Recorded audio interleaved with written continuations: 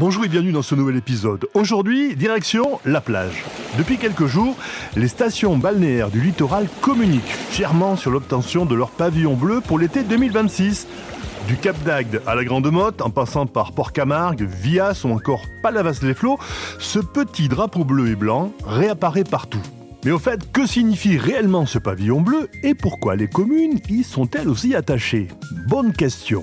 Allez, on vous explique tout en 2 minutes chrono. 2 minutes chrono. L'histoire du pavillon bleu commence dans les années 1970. À cette époque, le tourisme balnéaire explose, mais la pollution des plages et des eaux inquiète de plus en plus. En 1970, l'association Que Choisir révèle même l'état catastrophique de certaines plages françaises.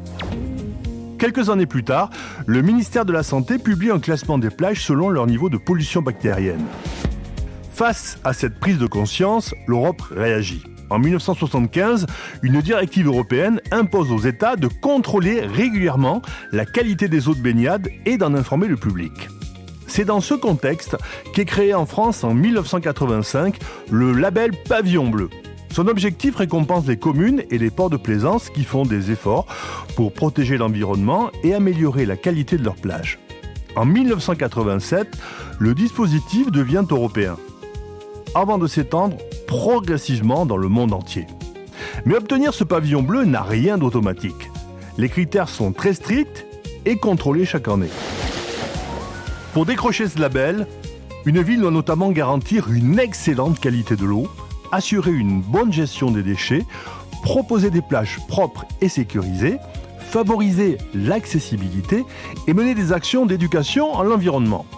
Certaines communes investissent énormément pour conserver ce label car il est devenu un véritable argument touristique. Aujourd'hui, le pavillon bleu est perçu par beaucoup de vacanciers comme un repère de qualité et de propreté.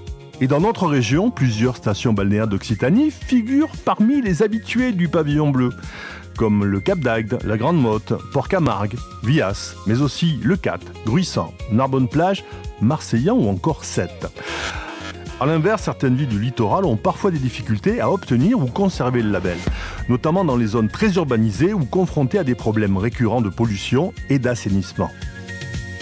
Et voilà pourquoi ce petit drapeau bleu est devenu, au fil des années, un véritable symbole de tourisme durable et de qualité environnementale.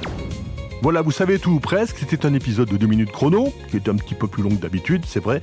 Je vous souhaite un bel été et de belles baignades. 2 minutes chrono. Et si cet épisode vous a plu, n'oubliez pas de vous abonner.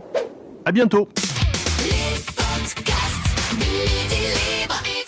Sur midilibre.fr et toutes les plateformes de streaming.